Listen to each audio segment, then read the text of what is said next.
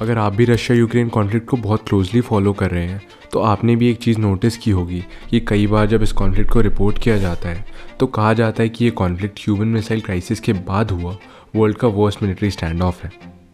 Russia के deputy foreign minister तो दिसंबर 2021 में ही कह चुके थे कि अगर चीज़ें जैसी चल रही हैं वैसी ही चलती रहती है तो एक बड़ी पॉसिबिलिटी है कि हम क्यूबन मिसाइल क्राइसिस जैसी सिचुएशन फेस करेंगे फ्यूचर में।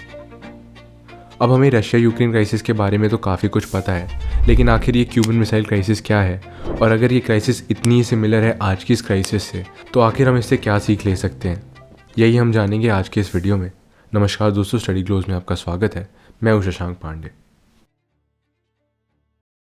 आज की डेट में एक ऐसे वर्ल्ड को इमेजिन करना मुश्किल नहीं है जहां पर किसी भी पल कई कंट्रीज़ और हज़ारों लोग वाइप आउट हो सकते हैं बस एक गलत डिसीजन और एक बटन के पुश पर। अब ह्यूमन सिविलाइजेशन की ये सच्चाई जो हम में से ज़्यादातर लोग अपनी लाइफ में पहली बार इनकाउंटर कर रहे हैं, यही लाखों लोगों की ज़िंदगी की सच्चाई थी वर्ल्ड वॉर 2 के बाद के 45 साल के ड्यूरेशन में, जिसे हम कोल्ड वॉर के नाम से जानते हैं। कोल्ड वॉर वर्ल्ड वॉर 2 के ख़त्म होने के बाद के उस समय को कहते हैं जब दुनिया 2 हिस्सों में बंट चुकी होती है और यूएसए और यूएसएसआर दुनिया भर में एक दूसरे से भिड़ रहे होते हैं। ये दोनों ही देश एक दूसरे की न्यूक्लियर कैपेबिलिटीज़ को अच्छे से समझ रहे होते हैं और जानते हैं कि इन दोनों के बीच में एक ऑल आउट वॉर कितनी डिज़ास्टर्स होगी इस वर्ल्ड के लिए। ये न्यूक्लियर वॉर की पॉसिबिलिटी उन 13 दिन के चेन ऑफ इवेंट्स में और रियल हो जाती है जिन्हें हम कलेक्टिवली क्यूबन मिसाइल क्राइसिस के नाम से जानते हैं।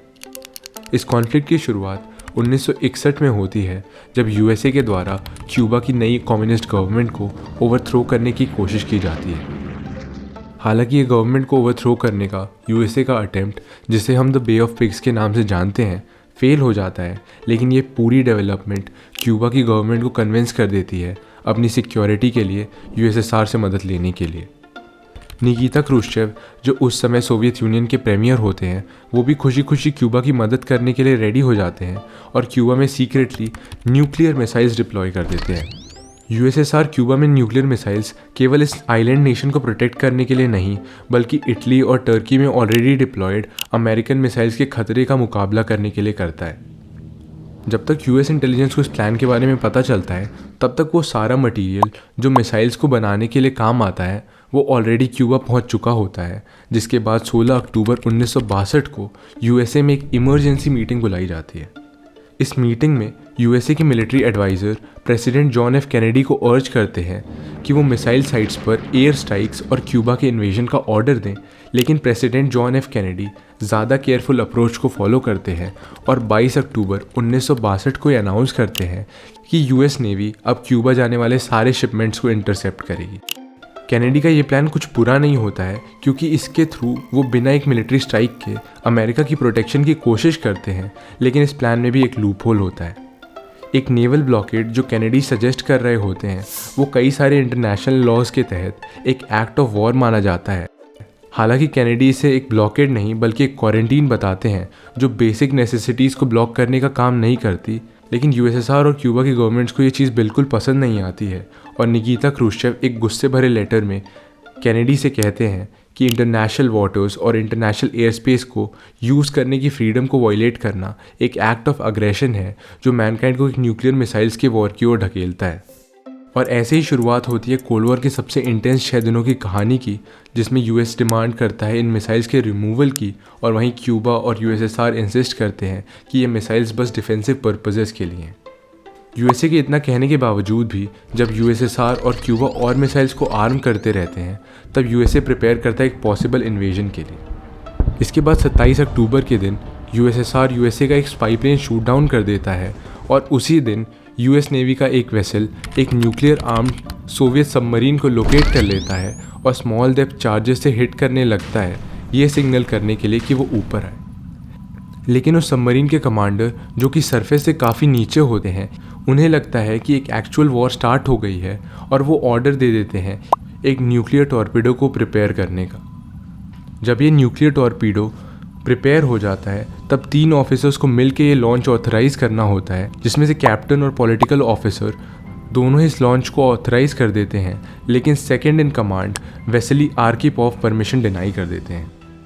वेसेली का ये डिसीजन उस दिन दुनिया को तो बचा लेता है, लेकिन ये क्राइसिस अभी ख़त्म नहीं होती है और वर्ल्ड हिस्ट्री में पहली बार यूएस मिलिट्री डेफकॉन 2 के स्टेटस को एक्टिवेट करती है, यानी ऐसी डिफेंस रेडीनेस को जो कि बस एक स्टेप अवे है एक न्यूक्लियर वॉर से।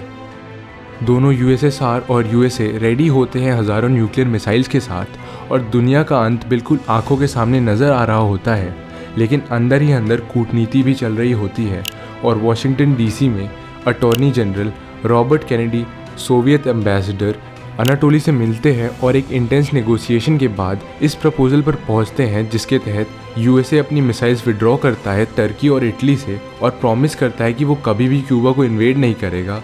और इसी के एक्सचेंज में यूएसएसआर भी रिमूव करता है अपनी मिसाइल्स क्यूबा से। डिप्लोमेसी की वजह से क्राइसिस तो ख़त्म हो जाती है, लेकिन दोनों ही देशों की सरकारों का बहुत क्रिटिसिज्म होता है दुश्मन से बार्गेन करने की वजह से। अब इस क्यूबन मिसाइल क्राइसिस की पूरी स्टोरी से जो सीख हम आज की डेट में ले सकते हैं वो ये है कि ऐसे किसी भी कॉन्फ्लिक्ट में जहाँ एक मास डिस्ट्रक्शन वेपन की इन्वॉल्वमेंट हो और पूरी ह्यूमैनिटी को खतरा हो, वहाँ पर हमें सारे बड़े कदम सोच समझकर उठाने चाहिए, वेसिली आर्खिपोव जैसे,